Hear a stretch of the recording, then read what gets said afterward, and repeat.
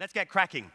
Let's get the official opening, shall we, of Cable Congress 2011. And to do that, I'm going to ask Manuel Kohnstamm to come up on stage. While Manuel's coming up here, let me tell you, of course, you know, ladies and gentlemen, that Manuel is president of Cable Europe and has been so since April of 2008. In that position, he chairs the General Assembly, the board, and the executive committee of the association. And, of course, on top of that, he is also managing director for public policy and communications of Liberty Global Europe.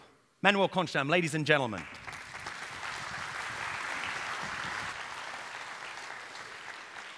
Thank you very much, Aaron. And welcome to you all here.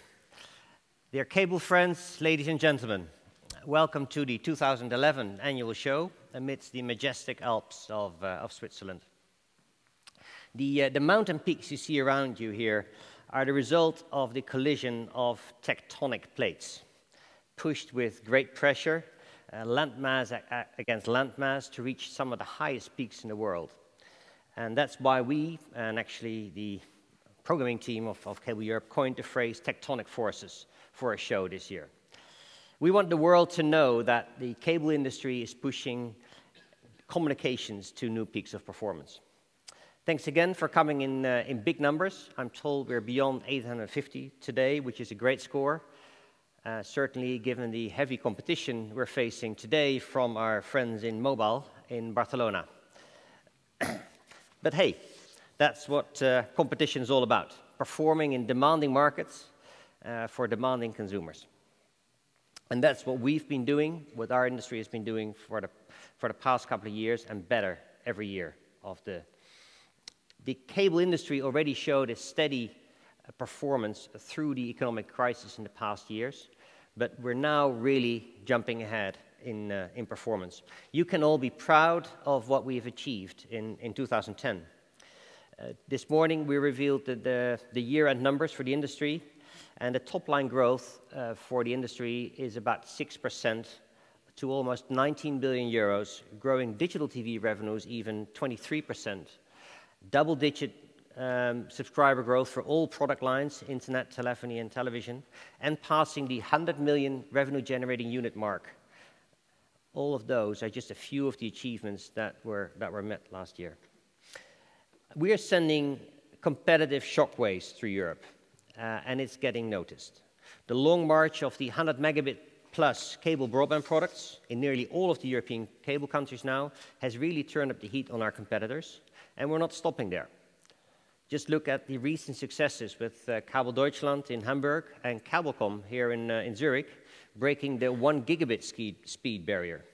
The fresh news launched just today, or yesterday, is that Kabelcom announced a 1.4 gigabit unofficial world record on a normal cable plant. So yes, we mean business.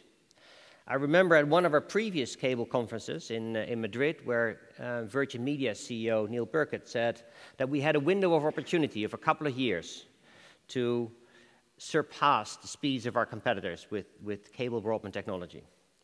Well, with those tests at 1 gigabit and 1.4 gigabit, we have just thrown open those windows for another good number of years for us. But what I found most remarkable is the new energy we're all seeing in our core television markets. Years of dedicated investments in high-definition video on demand and interactive television have set the massive European analog subscriber base in motion. And for a long time, this was a silent block of customers famous for their intransigence, and the vast majority of those European customers are now rapidly embracing new intelligent television systems. And once that group starts moving, as you all know, everything moves. Broadcasters are moving as they are more inclined to schedule dedicated HD and interactive programming. Our vendors are moving as they scale the technology and make better and cheaper gear. And our customers are moving as they embrace the new services and inspire us to keep innovating. European customers by now know that digital TV is the future and a real fun place to be. More than a critical mass, which we often talked about a couple of years ago, this is critical motion, an unstoppable momentum in a very positive direction for all of us.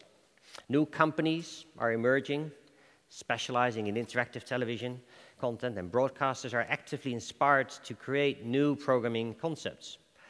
All around us, actually, you see signs of a fundamental transition in our companies, making companies like KDG, Ono, Virgin Media, Comhem, or Liberty Global really cool places to work.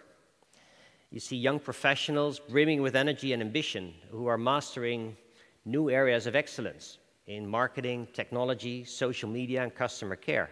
In short, a really, really positive working environment. Even in our interaction with the policymakers of Europe, we see a lot of those positive vibes these days.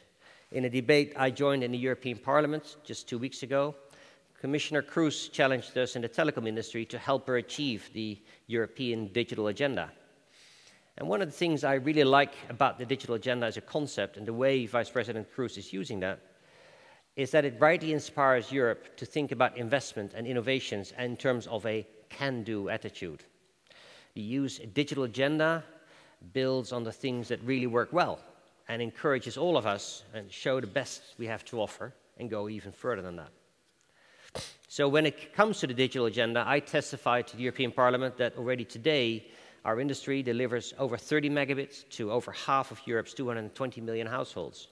And by 2020, we should expect that more than 55% of European households have access to at least 100 megabits of services. Europe today is really fortunate to be covered by at least 2 fixed and often 3 mobile broadband providers, which is essential as the region is competing for jobs, business orders, investments, research, and developments on a world market. And we're going to these incredible speeds, beyond 1 gigabit, because we cannot take a single technology lead for granted. It is part of our DNA to keep pushing it, and it's why we're such an inconvenient threat to our competitors. And those competitors, they will not sit still in the meantime. Europe's telecom incumbents, I'm sure, will restart investments in fiber at some point. They will have to, as they have been underinvesting in past years at around 12% compared to the average 22-23% capital expenditure as a percentage of revenue. But together, as they start reinvesting again in our tectonic clashes, I'm convinced we will reach new peaks of connectivity, creating probably one of the best performing IP connectivity regions in the world.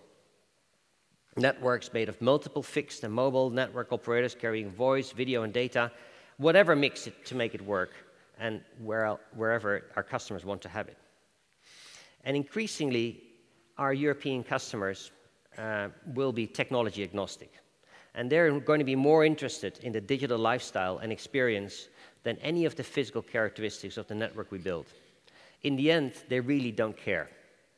Our customers care about what social network or online community they belong to, how portable their digital product is, and how they're buying it over different devices, and what kind of premium content they can see and where they can see it.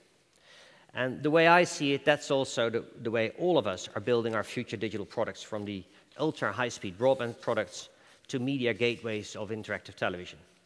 Our customers should feel a maximum of freedom in using the networks, services, applications, community, devices of their choice. Just a personal anecdote here.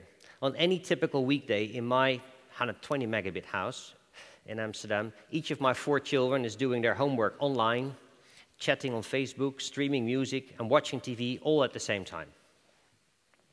This is a demanding generation, and they will never go back to the broadband dark ages before and below 100 megabits per second. And what's even more promising is the following. A few weeks ago, the Pirates of the Caribbean 1 came by on our video-on-demand system. My boys were sitting on the couch, and that same video was actually on the bookshelf behind them in DVD and in Blu-ray. Before I knew it, though, they had activated the VOD system and purchased the film. What are you doing? Yeah, it's just so easy, Dad. I rest my case. Convenience, that's how we will make our business going forward. This generation will ensure the creation of a new digital value chain that can boost growth in the EU digital economy, and we are ready to serve them. So, let's cut the chase and get this party started. We have got a great lineup of speakers for you today, both from within and outside the cable business. And really happy to have with us Bill Rohde from MTV and Paul Yao, CEO of the famous US Cable Labs, to name only two of our very distinguished guests. I'm sure you will fully enjoy the exchanges here on stage today and the days to follow. We're also looking forward to hosting all of you at the famous Cable Europe Gala event tonight, which is a very special co-production this year between Switzerland's main cable operator, Kabelcom, and the Kudelski Group. A special word of thanks for Eric Tweeder of Kabelcom and André Kudelski, whose teams have worked so hard to make this, I'm sure, a memorable evening. Finally, please join me in a warm round of applause for the Cable Europe team led by Caroline van Wede and Peter Perkosen, whose relentless efforts in Brussels today have made Cable Europe visible as no time before. Thank you very much.